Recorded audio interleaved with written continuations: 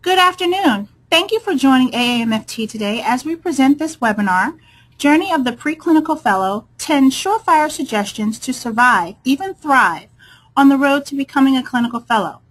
We recognize that after graduation, many questions and perhaps uncertainty are prevalent. You worry about how to continue and nurture your professional network. How do you stay connected with like-minded professionals? What do you do now? What resources are available to assist you on your journey? We hope that through the presentation today, you will find or reaffirm answers to these questions. Before we get started, here are a couple things to know about today's webinar. Number one, on your webinar console, you should see an option called Questions. Please type your questions in this area as they arise. At the end of the webinar, there will be a question and answer period. As time allows, we will address just as many questions as we can. Number two, please mute your telephone if you are dialing in.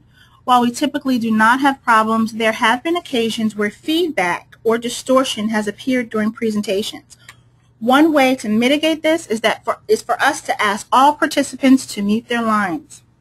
Number three, please complete the survey questions at the end of today's presentation. It helps us to understand your needs going forward so that we can develop content based on your needs and the things that you need from us.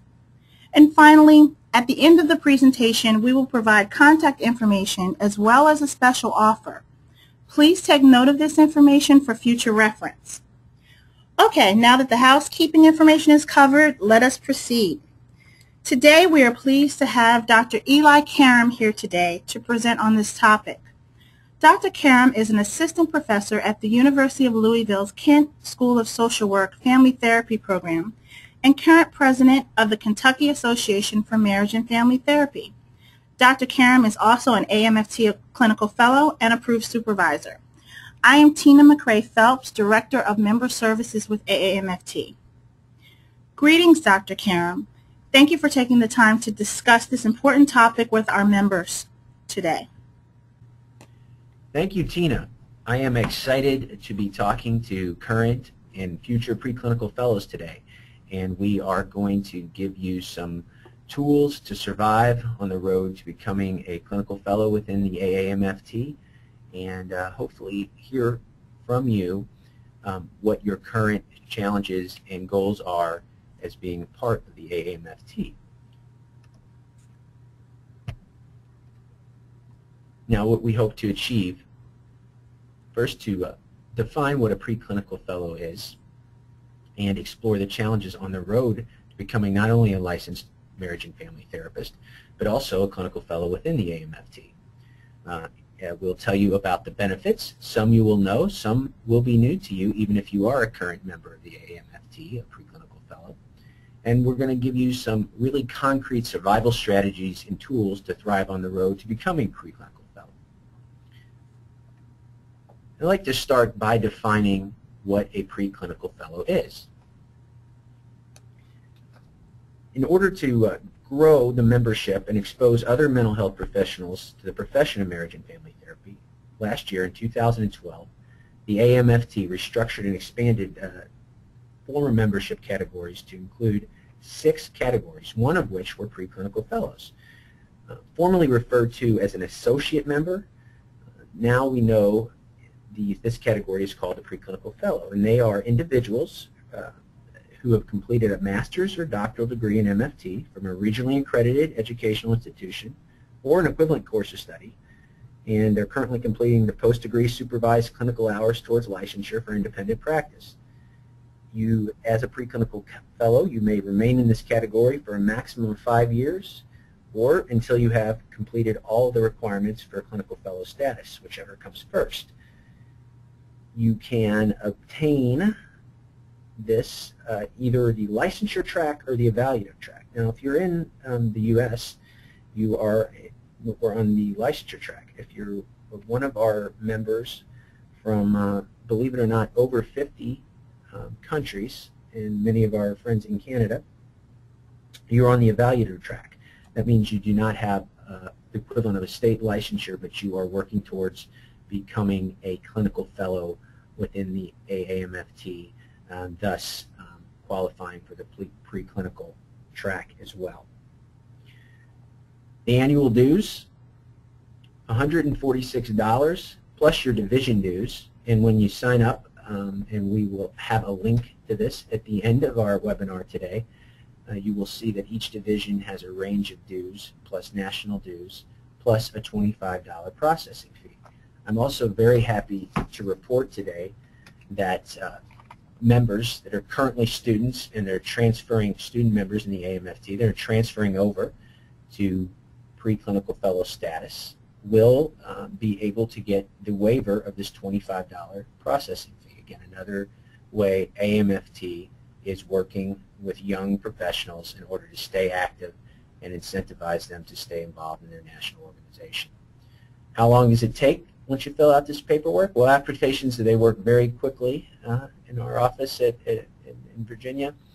Applications only take about a week, and if you provide an email address, they're going to send you a receipt of your application once it's been processed, and they'll also send you an email. So things move very quickly, and there are very few barriers if you are interested to becoming a preclinical fellow, if you have meet all the aforementioned requirements. So why are we talking about preclinical fellows today? Well, first, let's tell you my interest. I still consider myself professionally young in being a part of the AAMFT since I was a student back in 2001. I'm also an academic MFT, as Tina was saying, teaching in a KAVFT program, an accredited program at the University of Louisville. So I'm training the MFTs of the future, student members which are passionate, they're just learning, and they have so much enthusiasm. And we actually see a huge rise, I'll go over some specific numbers in a second, of our student members, which means when you're involved in your accredited program or your graduate program in marriage and family therapy, you are getting exposure not only directly to faculty members that are practicing, you're getting connected many ways to professionalize to what it is to be a marriage and family therapist. But sometimes when you leave the safe haven of your MFT training program, that network of support, of knowledge that helps to professionalize you may not be there. That is when your professional organization, the American Association of Marriage and Family Therapy, is so important to keep the momentum going, that you, and the passion and the fire, to, I like to say, to kind of fan the ember into a fire that started when you were a student. So you should know, while these expanded membership categories, they're great in that they bring with them a lot of potential for more people to be exposed to marriage and family therapy. At the same time, there are challenges embedded in our identity, and we need young professionals so much because, according to a membership survey conducted by the AAMFT last year, 16% of clinical fellows are anticipating exiting the AAMFT, i.e. retiring, in about 5 years. And that's almost 2,200 clinical fellows. So as baby boomer MFTs age and near retirement, there's an increased need to focus on the youth in order to ensure the long-term health of our profession. So to replace these senior members, it's vital that the AAMFT help preclinical fellows and student members successfully transition through the membership categories. So we need you to, you being young professionals, to stay involved and to grow the profession.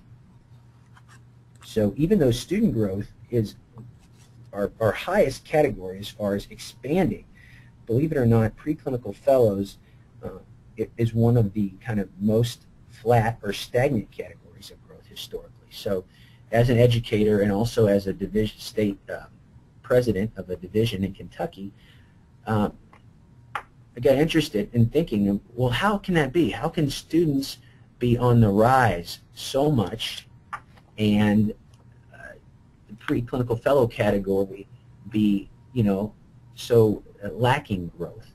Well, that's because of a couple things.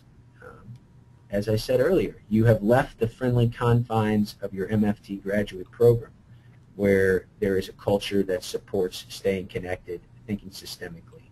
You may or may not work in a setting where there are other MFTs. I know many of the young people that I work with or part of our state division, they're the only MFT in their job setting. Many MFTs, almost 36%, according to data from AAMFT, are going to work in an agency setting that a lot of times is overtaxed. Overtaxed, underpaid, the realities of community mental health, and the kind of crosses you must bear on the road to licensure. Many people aspire to have a private practice, and we know, about a quarter of preclinical fellows do private practice work, but many have to work up to that. So if you're going to be in a setting where there are financial constraints, there are time constraints, it is hard to stay connected. And finances, if your job is not paying a lot, if you have to pay for your AAMFT approved supervision on the road to clinical fellow status and on the road to licensure, sometimes you let your membership slip. Maybe you were a student member and you were excited, but you have not seen the value in your AAMFT or the potential value in your AAMFT Pre-Clinical Fellow membership. And that is what we're doing today, is to hopefully just operationalize, spread the word of what we're doing both within AAMFT and what you can do as a young professional to see the value in belonging. And one of the values in belonging is to avoid professional isolation. And when you're not connected in this formative period, as far as forming your identity postgraduate school, it is very hard to identify with a profession if you're not connected to other people and things that represent the values and really the passion of what it is to think systemically and to be a relational healer, a marriage and family therapist.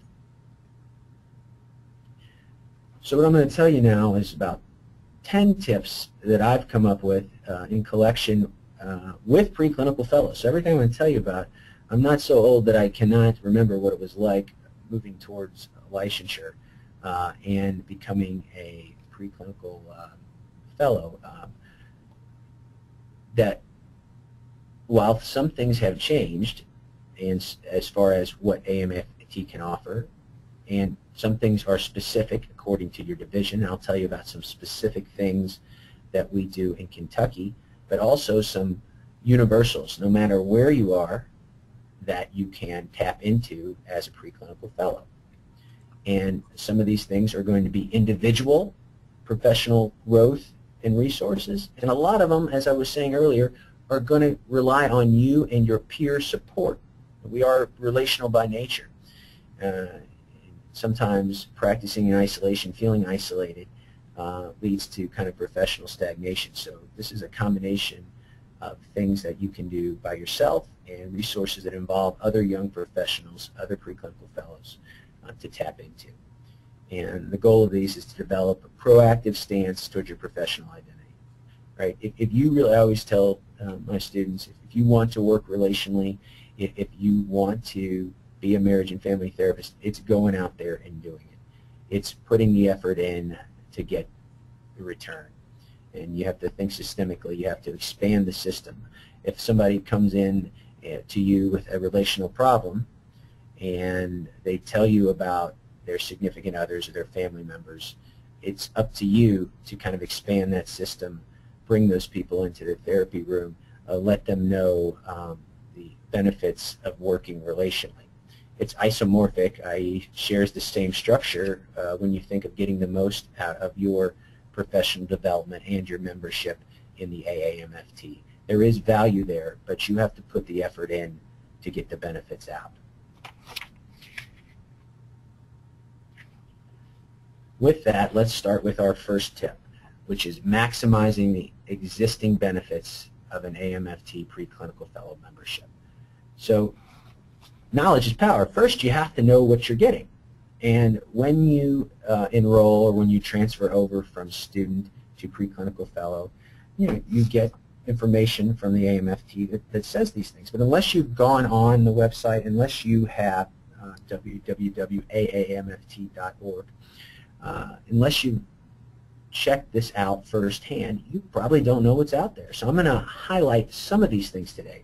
But what I'm really going to suggest to you is to make a personal connection with the things I highlight, in the sense that go there, play with the technology, see what it can do and what it can't. Because again, if you don't use it, you can't see the value in it. Some people want a membership just to say they belong, but they won't actually go a step further and use the resources. And what we're talking about today is, yes, have pride in being part of the AAMFT, but also to get your value, use the resources. And those resources are a range of benefits, including clinical knowledge and emerging research. We'll talk about the importance of that as we go forward today. Networking, another antidote to the trials and the tribulations of practicing in isolation is being able to network. We used to think of that as a face-to-face interaction, and that's still very important. But now with social media, with the internet age, many of our networking is through people we've never actually met face-to-face. It is professional relationships that are developed around the country, around, again, the common bond of being a young professional in marriage and family therapy. And another great thing we'll talk about today are the additional free and discounted services that many pre-clinical fellows do not know about, and expanded services transferring from student to pre-clinical fellow status. Okay. You might realize some of these things that I'm about to mention, some you might have not checked out. So when you transfer to become transfer from a student to pre-clinical fellow status, you will get a twice monthly e-newsletter. This is the main conduit for AAMFT to pump out information to you, the young professional. It comes in your email twice a month, usually on Thursdays. And that, if you take time to use, is a very quick but efficient update on the field. And it is laid out that you can read it on your mobile device. In fact, many members do. I don't know about you, but I am reading hard copies less and less, and I'm actually doing less and less on my laptop. It's on my phone or my tablet, and AAMFT has made a visually very aesthetically pleasing but easy to digest monthly e-newsletter. And I'll tell you where, if you have not read those as we go on today, I'll actually show you where you can catch up on all the archived and backed installments of that. FamilyTherapyResources.net comes with your pre-clinical fellow membership. In that, after you leave the confines of your graduate program, where you have access to all the libraries and all the periodicals and access to those type of materials, young professionals kind of say, oh, well, I don't have that anymore. Where can I get information? You can go to FamilyTherapyResources.net. It's going to have a lot of information, including doctoral dissertations from every MFT doctoral program in the country, and also a lot of information that can not only is kind of geared towards clinicians, but also geared towards your clients. So I encourage you to check out FamilyTherapyResources.net, and you will use your same password that you use to log on to AAMFT.org. The Journal of Marital and Family Therapy, JAMFT, is the gold standard. It has been and continues to be in our profession for emerging science. What we do is an art and a science. And the science of marriage and family therapy is distributed in the JMFT. You will find a link to that on the website as well. And the Family Therapy magazine, probably of all of these, the one that most of our members will read the most, in the sense that it is sent to you 6 times a year, and it is written in a very user-friendly style that will give you updates on practice patterns, what's going on nationally as far as advocacy efforts for marriage and family therapists, and it will give you updates on hot-button clinical issues that are in fact impacting the field. And it's actually recently, in fact, the current issue, which you can also get to archived issues, by the way, online through AAMFT.org on the community, which I'll be mentioning in a second. So while we still have hard copies of JMFT, of Family Therapy Magazine, we find more and more, as I was saying, that the online accessibility to these is really what our members, especially our younger technology-savvy members, are interested in. So you can read Family Therapy Magazine. Looks very nice on your tablet, and I look at it on my tablet as much as I do the hard copy. So it has undergone a design overhaul, but it's really, if you have not checked it out, it is very well written and user-friendly in all ways. What do preclinical fellows and rising preclinical fellows, what do they want? They want to network, and they want to get the best possible clinical experience and job that they can. And also in 2012, the AAMFT overwent a rehaul of their job connection. And that now, instead of being somewhat limited as far as range and scope, the technology and the website gives you access now to part of the National Healthcare Career Network. So many jobs list mental health professionals, or the big 5 mental health professionals, psychologists, counselors, social workers, and MFTs are qualified to be in that domain as far as qualified to be working at those jobs, but it might not say MFT in there, so it might not get filtered through. Well, now with the job connection, there's over 120,000 jobs on average each month that are available where an MFT could fit. So there's a huge expansion in this resource. So if you've never checked this out or haven't checked it out in a couple of years since it was overhauled, you should go and do that, because it's another huge improvement and a member benefit. But if you don't use it, you can't benefit from it. All right. Additional free or discounted opportunities. Many people, they worry about, okay, once I leave my graduate program, once I am on my own, what will I do about my liability insurance? When you are a preclinical fellow through CPH, you will receive a discount because of your preclinical fellow. And most insurances do not do that. In fact, there is a jump up. You, as a preclinical fellow, would pay the highest rate. AAMFT and CPH have worked together to give you a break on that as you head towards clinical fellow status. You will also get a discount on all AAMFT products and programs and conferences. This is beyond the scope of our webinar today, but you can go online and you can see the various products that AAMFT offers as far as continuing education. They have a great section where you can read articles from the journal, from JMFT, and get CEUs for them. And you can also now have the ability to see and hear workshops from past conferences and get CEUs on that. And you will get a discount because of your preclinical fellow status. You also, a big opportunity then in working with the AAMFT over the last couple years in my capacity as a division president in working with young preclinical fellows on my board, I've learned about AAMFT's help in locating health insurance, which is another concern for young professionals. How am I going to, my goal is to kind of be on my own and be a private practitioner, for, as many want to. How will I afford health insurance?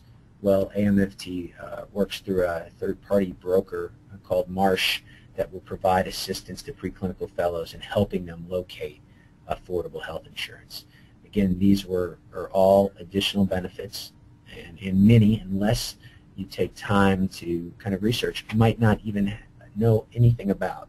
So it's very important to be able to tap into not only value as far as pride and belonging, but also specific free and discounted opportunities. So those are national benefits that everybody gets. And one of the tips I'm going to have for you today too is inquire, get to know what your profession looks like on a state level. And that is the division-specific benefits. So each division, and we meet every year, several times a year, division presidents, and we share information. And I'm always amazed at what new and innovative things specific states are doing for their members. So Kentucky, for example, given that this is an interest of mine and supported by our board, has made 2013 the year of the Pre-Clinical Fellow. So we do several things, and I can just tell you really quickly in the sense that we give discounts. In fact, this year, if you joined, if you became a Pre-Clinical Fellow through AAMFT, which also gives you membership to your state division. Sometimes people are confused. You know, when you become a Pre-Clinical Fellow in AAMFT, you're automatically, the state in which you reside, a member of that division. So we give all of our members free admission to our 2-day annual conference, and we give them a special workshop that is actually the origin for what I'm talking to you about right here. And we also give them a licensure prep course, in the sense that we talked to many pre-clinical fellows, and we said, well, they said the thing they really need, they want community, they're worried about economic concerns, but they really want a way to review for the licensure exam. And sometimes licensure exam preps outside third parties can charge hundreds, sometimes thousands of dollars to prepare for the exam. So we have developed a 8-hour kind of crash course on a Saturday. Actually, we're offering next week in Louisville, Kentucky.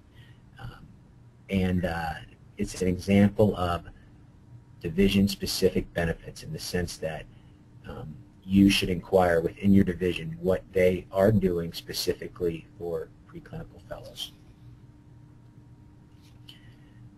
Dovetails nicely with point 2. Get involved in your state division. If one of the things you liked about graduate school or your MFT cohort is that you were always doing things together, no better way to maintain momentum than volunteer in your state division.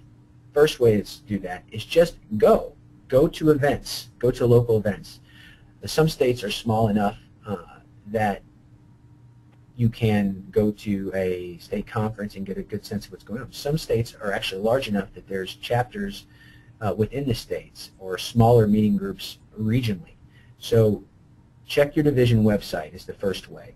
On that division website, many will look like our national website, like AAMFT.org, based on the same model website. Some will look different, but on all those websites, there will be a section to contact your divisional leadership, your president-elect, your membership chair. Those are the people to at least email, introduce yourself, especially if you're new at the state. Every board meeting by national bylaws is open to any preclinical fellow if you want to go and check out and see what it's like. So there's step 1 of just making yourself aware, introducing yourself, and then if you want to do more, I don't know any divisional leader in the country, any state president that wouldn't love to have an eager, conscientious preclinical fellow volunteer. That could be as simple as helping setting up and planning for conferences. That could be presenting posters or workshops.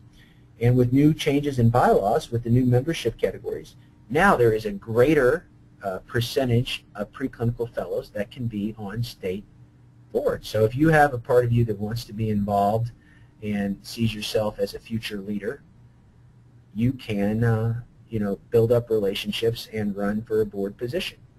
And the best way to do that, as I said, is contact your divisional leaders. Go through the website. In addition to doing that, you can utilize your former and current MFT network. And that's staying in contact with classmates. And they were such a big part of your learning, and they can also be inspirational to you as you continue on your pathways towards clinical fellow status, towards licensure. So if you stay geographically close, that can be social outings, that can be peer consultation. It could be even reading a book or journal. One of the favorite things that I was able to do with my cohort and my former students now is kind of combine the two. It was some type of social event, a dinner and food, and then some type of discussion on a book or a clinical issue that was impacting the way we practice. So those are all great face-to-face interactions, and you can also join the AAMFT community, which I will say some things about in a second. So that's why if you're not geographically close, it's a way to stay in contact with former classmates and professors and supervisors. I mean, these are the people that are influential in your clinical training, and if they put a stamp on you and you've built an alliance with them, that relationship doesn't end when you graduate, when you get your diploma, or when your placement ends. So do not lose contact with those former faculty that can provide support and motivation to you on your way towards clinical fellow status. The greatest thing about being active in a division is that you can build new relationships with people that have the same values and same systemic training as you do. So don't forget about making new connections as well. Finding a mentor. A mentor is different than a supervisor in the sense that when you think of mentors, think about where you would like to be in your career if you were just beginning as a preclinical fellow now, or you're finishing up your graduate program and will be a preclinical fellow. Think of where you want to be in 5 years or 10 years. What you'd like to be doing, what types of populations, what setting you'd like to work in, and find someone who's doing that. And the best way to do that, again, is go to your local events and have someone, either a friend or a former faculty member, introduce you to someone who is practicing in the field of somewhere you want to do. A lot of times it's done through alumni networks from your MFT master's program. Many states have a formal mentoring program already. This is why when you follow my future tip of checking in to see what division-specific benefits are there, you also you want to check the website or ask division leadership, do you have a mentoring program in place? And even if they don't have a formal mentoring program in place, most divisions will assist you. They know who the senior members are in the community, those that like to give back, and they will either make an introduction at a conference, send you their email, make some type of link up. And you have to remember also that this is not a one-way relationship. People, when I meet young professionals, I get as much energy from them and as much motivation as they get from me. So don't forget what you bring to the table. In fact, your energy, your enthusiasm, it's one of the reasons people want to mentor, to stay connected to the future of the profession. Mentoring can be, you know, a 1 or 2 time meeting. It can be an ongoing relationship. So you define kind of what you need and what you're looking for. Closely to that is staying connected to avoid practicing in isolation. You need to join some type of consultation group, in the sense that some consultation groups are very open-ended. We get together, we have coffee, we talk about what it's like to be a young professional, the challenges, many of which we've mentioned today, around finances, around time, around how to get clients, how to survive in an agency setting, or really specific groups as far as practice building strategies. Some groups in Kentucky, we have a specific EFT skills group that takes certain models or emerging trends in therapy, and everybody in that group is together for a common purpose. And we also have very common case consultation groups that does not meant to replace supervision from an AAMFT approved supervisor, but gives you peer feedback. And much like many former students will say, I miss a lot of stuff about my program, but I really miss the supervision. And it's getting feedback from my peers as much as I did from a faculty member. So you can look for a consultation group. And again, best way to do that, check the division website, email division leadership. Even if they're not sponsoring one, those are the people that will know where they are in your area. Now I want to show you the AAMFT community, which is the best way to get e-support, and it bridges all barriers as far as geography. And so if you are new and you don't know anyone, this is where I would go. And we've actually set up a spot on the community to correspond just for preclinical fellows. I'm actually going to take you there and show you that in real time right now.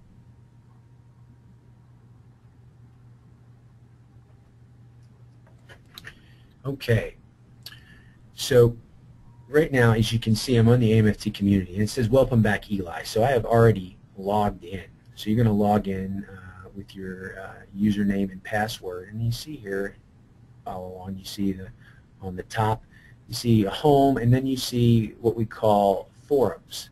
So you will go on to forums.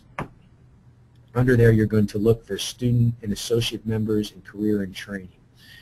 And under that will be a special Journey of the Preclinical Fellow, which is what was started by AAMFT just a couple weeks ago in anticipation of this webinar, and will be ongoing updated.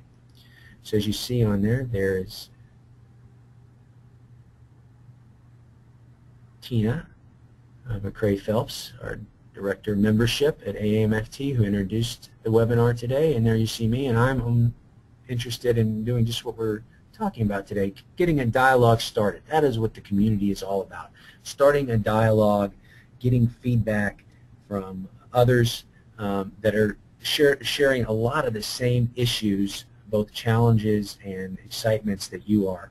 And this is a place we talk about it. So we already have several preclinical fellows joining in the discussion, and I will be responding to these, and I'm hoping after you listen today, you will join the conversation. And this is a way to continue the momentum that we are building nationally with preclinical fellows, but also a great place to get information and feedback directly. So you can hear from others in your situation, and AAMFT leadership also can contribute to the community.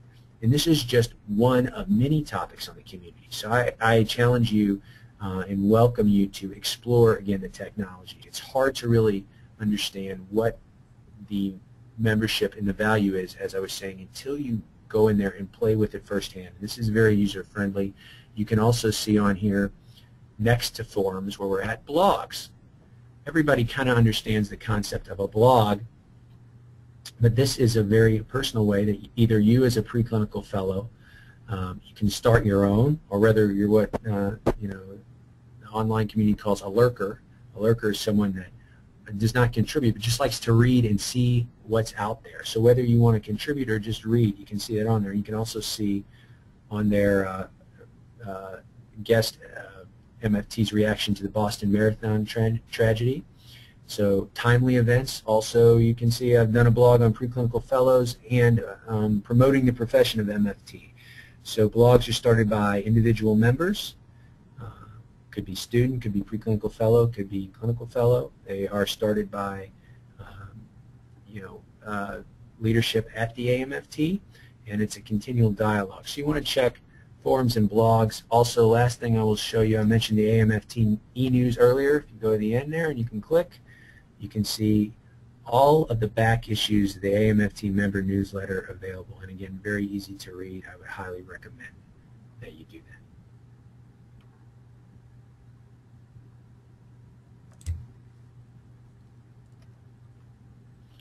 All right.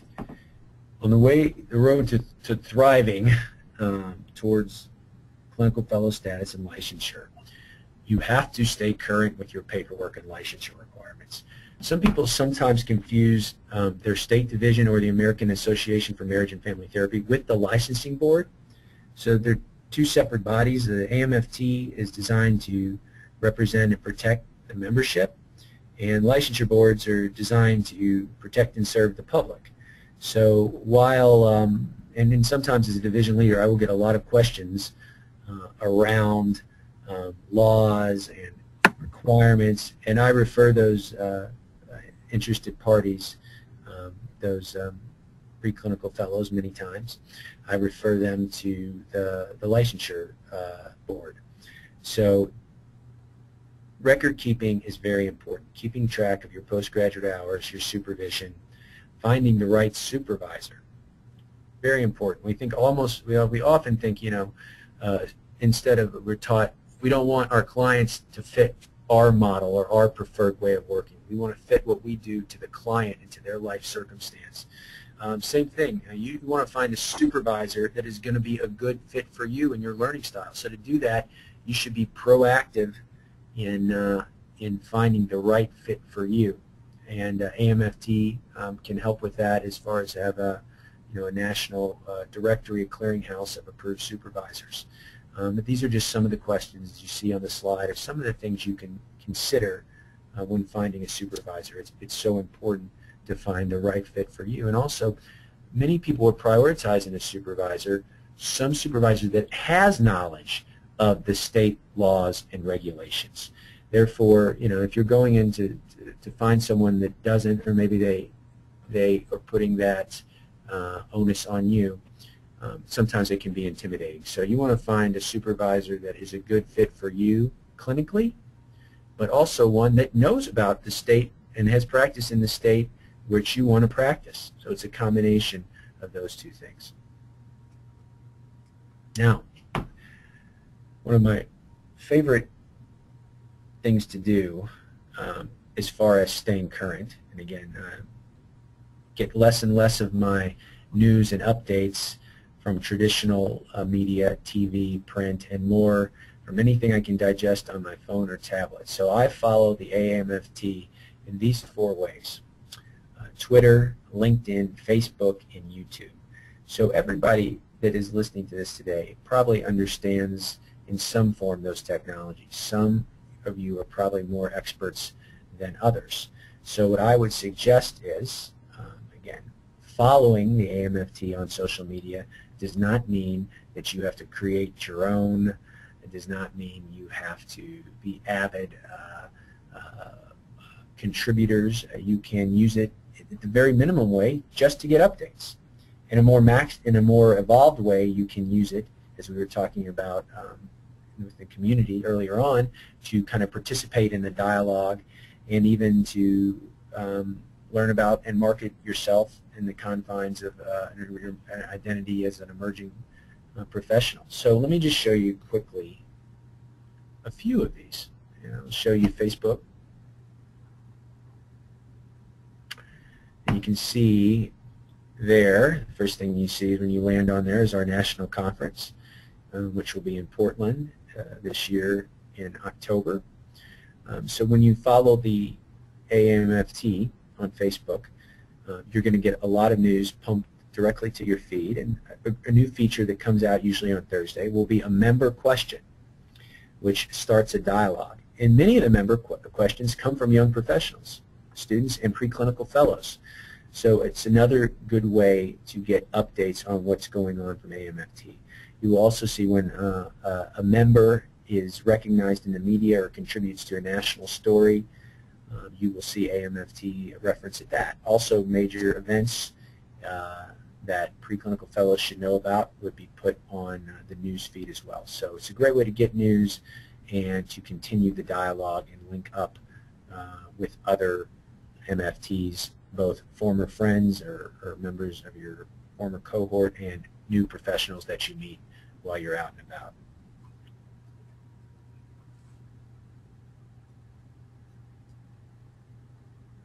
I also want to show you the YouTube channel.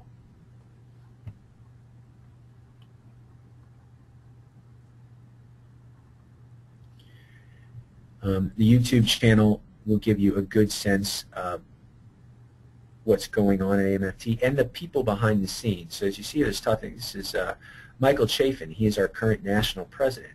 So you will get updates on what is going on, the leadership of AAMFT. I'm scrolling down here. These are board members. But also, if you've never been to a national conference, it's very fun, and you get to see what is going on nationally as far as what do our conference looks like. So these are little snapshots, segments of our plenary speakers. Gives you an idea of what it would be like if you've never been to a national conference. Another thing that I'm very excited about is AAMFT helping its members learn new technology, which is what webinars are designed for. But last year, AAMFT released a very popular series Twitter for Marriage and Family Therapist. It's just another social media technology that I have linked there. So if you've never used Twitter, AAMFT is going to have a specific series, and it's a 3-part series to kind of walk you through the technology, how you can use it to stay up to date, and how you can also use it to market and grow your own professional identity. So I highly recommend you exploring the YouTube channel. You do not have to have a Google account to do that. However, if you do have a Google account, of course, which is free, you will be able to get these feeds directly whenever AAMFT updates or post a new video. You will get it directly sent to you. Okay, becoming and staying research informed, very important. And once you leave your graduate program, or once you leave an active learning environment, the knowledge that you learned in 2013 will not be the same in 2023. So unless you're able to read JMFT, Family Therapy Magazine, the AAMFT Clinical Updates, which are available again on the website, you will not be up to date. So this is different than a science practitioner in the sense that many MFTs on the front lines are master's level. They're picking the profession because they want to be clinicians. They will not do any original research of their own. So the research-informed clinician takes research that is disseminated and is user-friendly and forms it into a way of working or staying up to date with the profession. Another thing you can do is take your specific interest area, your knowledge, your passion, and host an MFT friendly training at your agency or job setting. If you are the only MFT in your setting and you think systemically and you think it's the greatest thing there is, and you have a lot of people that either don't know what MFT is or think linearly around you, you can take a case or you can take a hot topic and you can provide training for your coworkers in-house. And lots of times your agency supervisors and employers will appreciate that and welcome that. You can also host a talk in your community, which is good, helping you with your presentational skills, which is part of being an emerging professional. But it also educates the public to who you are as a professional, what services you're offering, and it expands a greater focus to the advocacy of the profession is what it means to think systemically. What is a marriage and family therapist? Then lastly, 10, but last but certainly not least, the importance of self-care. And it makes sense, right? We think as clinicians, as relational healers, this would be first and foremost, in that we care about our clients and we want them to take care of themselves. But if we're not taking care of ourselves, we can't practice what we preach. And the stressors working towards licensure, financial, time, balancing relationships outside of work, dealing with people and their problems, can lead to a high burnout rate. So if you don't take care of yourself, if you don't understand where your own kind of blocks are or where you get out of balance as far as work-life balance, it's almost impossible to thrive in any type of helping professional, especially working with complex families and systems as MFTs do. So you should have a self-care plan, and as we divide those, I define them in 3 ways. Physical, exercise, being healthy physically, having outlets. Mental and emotional, are you doing what you need to do to be a good vessel for your clients? And if you are not emotionally and mentally where you need to be, it is sometimes hard and sometimes unethical to even practice. And then socially, you need some social stimulation outside of working with your clients. You need good friends, family members. While they don't need to know the specifics of what you do or the types of cases you work with, they need to know enough about you, and you need to have those outlets. Want to make sure that if you have any questions, make sure that you know that you can email us. The information is right here on your screen, important information, central@aamft.org, or give us a phone call, 703-838-9808. And as Dr. Karam was explaining to you earlier, it's very important to make sure that you're staying connected. So make sure that you're following us, you're liking us, and you're sharing with one another on the AAMFT community. That is a resource that is for members. So whatever questions that might come up, overall the goal is to make sure that in addition to questions that you might have of AAMFT and how we can help you, but that you also start to make sure that you're helping each other, because there are many times where there might be a question that one person has that another person can definitely answer. So it's important just to make sure that you stay tuned in. Also on our social media, in addition to just some of the things that are we're having conversations about on social media, you will start to learn other things that you might not learn in other areas, such as the e-news or the magazine, just kind of the conversations that bubble up. So make sure that you're following us in that way. And just always make sure that you stay tuned to your membership benefits. On www.aamft.org, if you kind of hover your mouse over the membership area, you'll see another pop-up box, and it will say membership benefits. If you don't know exactly what you're entitled to with your membership, make sure you go there and take a look, because you might be missing out on some things that could really help you as you progress through your career. Lastly, we talked earlier about a special offer. So what we have done is, as a special way to assist you in your transition to AAMFT membership categories, we created special fee waiver applications for you that are joining us today. It's up to a $50 savings depending on which application it is that you need. So if you are transferring to Pre-Clinical Fellow and you live within the United States, please use www.aamft.org/PFFW in uppercase .ASP. And that's a $25 savings for that category when you transfer. And when you're ready and you need to transfer to Clinical Fellow status, use www.aamft.org/CFFW, again in uppercase .ASP. If you're outside of the U.S., we will email you a special application. Unfortunately, you cannot use the online links if you are transferring and you live outside of the United States, just because of the additional layers of information that we need to gather from you. So Eli, I'm going to kind of turn this back. We got a little bit out of whack, but we'll start talking about some questions. Great. Okay. One question that came in is, let's see.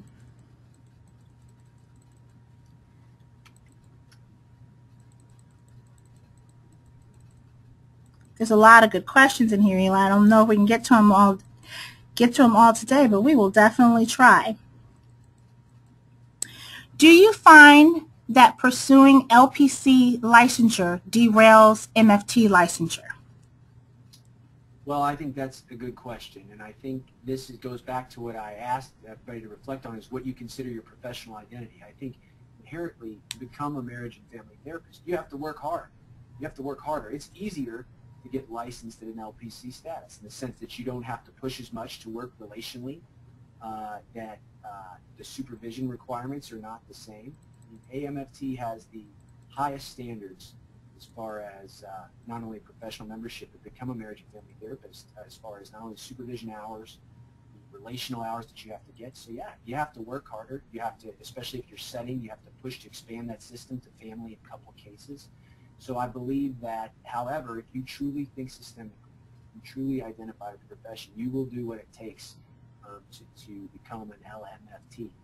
But yeah, I agree that other licensures are on the surface easier to get. But to me, if I was a believer to the core, if I felt that I could think systemically, and once I felt that way and had that language, I could think no other way, I would want the LMFT. Great.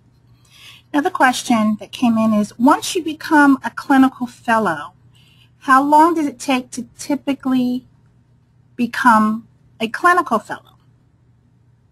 So you mean once you become a pre-clinical fellow, how long does it take to become a clinical fellow? Yes. Yes.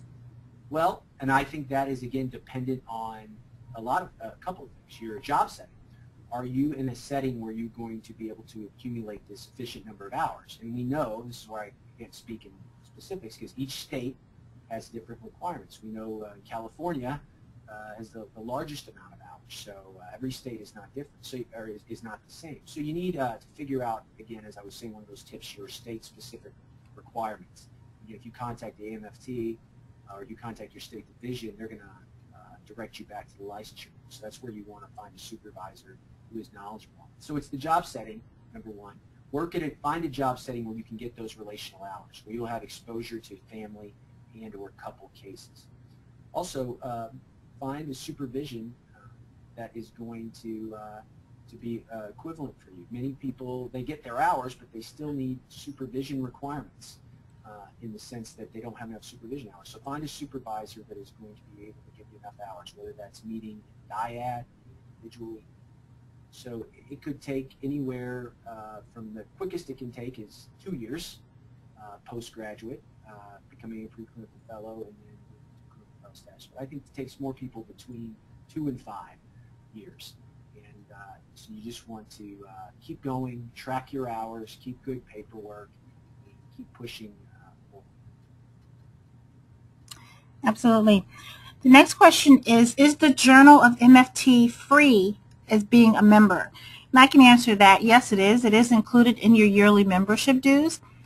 We did move last year to online access. However, as Dr. Karam indicated earlier, you can request to receive that in hard copy. But in order to access the JMFT, you simply go online under our resources area and you click to the Journal of Marriage and Family Therapy. You log in and you have access to not only the most recent edition of the journal, but also past editions dating back to 1976. So it really is a resource, and if you haven't gone to where all of the journals are stored, you really might want to consider doing that.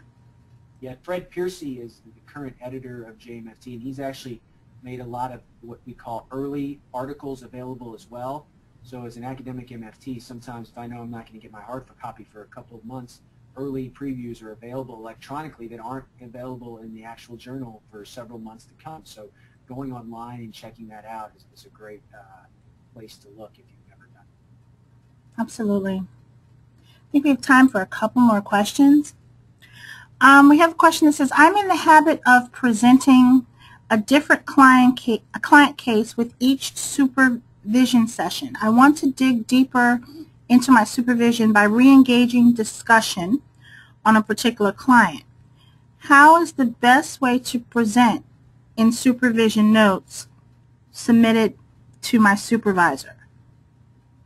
I guess I could give you two. If you think you're not getting enough out of your supervision, the first thing to do is address what you feel like you're not getting. If you can answer that for yourself, then you have to be able to articulate that to your supervisor. And it's isomorphic, that big Latin prefix again that we use, the idea that if you had a client, right, and they were having a problem with you, you'd want them to give you that feedback directly. So I would tell you the same thing. If you don't feel like you're getting enough out of your supervision, especially because, again, it's a constraint on your time, your financial resources, it's up to you to ask the supervisor what you need. Additionally, people like outside their supervision to get other sets of ears. So if you have a peer consultation, either with people you work with in your job setting or outside, one of the first things I did after I became licensed and a clinical fellow years ago was still to stay active. Even when I didn't technically need the supervision, I still liked having input on my cases. So finding like-minded individuals where you can go into deeper depth on cases and explore them for different theoretical and model lenses is very important. So talk to your supervisor first and then seek some outside consultation. Absolutely. I think we have time for one more question. We have a question. It says, I am a newly appointed student representative for the AAMFT Central Chapter of New Jersey. I recently moved to the area from California where MFTs are abundant, but they are scarce in New Jersey. Do you have any specific advice for areas where for why MFTs are very scarce? Any specific kind of strategies to get the dialogue going? I'm not sure I understand the second. I think it's a two-part question. I kind of read that as a way to kind of engage. And that's membership strategies, and I can definitely answer that one probably better offline. But I think the second part of that question was any ideas for why MFTs might be scarce. Well, some of it is how many accredited programs do you have in your state, number one. So many states, either there has not been, even though we have licensure in all states now, some have larger histories or legacies than others, so it could be that your state has not been licensed that long. It could also be that the particular board or people in your position in the past have been focusing on other things, maybe advocacy, trying to get some more equality for MFTs, and not as much on membership development. So the nice thing about being on a board and a passionate student member or people members, you can use some of the tools we talked about today. You can, with the support of your board, start a consultation group, get the young MFTs, AAMFT members in your area mobilized, and you can do that face-to-face, and you can do that by using the community. All you have to do is contact AAMFT, and they will help you create a place on the community for people in your state. And then using kind of the tools to get the word out, both electronically and face-to-face at your division's event, you can kind of create that. And sometimes coming into a place where there's not that much existing infrastructure for communicating, in some ways it's a challenge. In other ways, it's a wide open invitation for you to kind of get out there and create some networks. And we're hoping what we talked about today gives you several ideas on how to do that. Absolutely. This has been great. I don't know if you have any closing thoughts, Dr. Karam? No, I just, I love, that this is, I always say, people say, well, I don't know if I should belong to AAMFT or I don't have enough money. I said, well, this to me, I have a master's degree, a PhD in marriage and family therapy, and I'm proud of that. I do not want this to be a dying profession, and that a lot of the foundation of what we were founded on and what we believe, great clinical demonstrations, all of that is alive and well, and now we have new technologies and we have new audiences to bring that to. But I'm speaking to the audience of the future. Unless you guys out there engage in the material, not only are proud to be a marriage and family therapist, but go out and promote, let others know what systemic thinking, relational healing is all about. I mean, that is the future. So I'm just really excited to talk about this stuff because I look back admiringly at the past of our great profession, but I hope the best is yet to come. And it starts with the audience that I'm talking to today. So I really appreciate the opportunity. I look forward to continuing the dialogue with you guys online. Come to a national conference and you see me, please come up, introduce yourself to me, and onward and upward. Absolutely, and we definitely thank you, Dr. Karam, for taking the time today. And I just want to let everybody know that there were really a lot of good questions that were generated from this session. Unfortunately, we weren't able to cover them all, but please do move your questions. If you don't feel as though it was answered, if you didn't hear an answer, or if we didn't answer it in the way that you'd hope, please move it into the community so that we can make sure that we are responding to you accordingly and that we are being of benefit, being of service to others that might have a similar question. So once again, thank you all for joining us today, and look out for more information. Be sure to use these free waiver applications. We definitely want to make sure that we can help you in any way that we can. Thank you.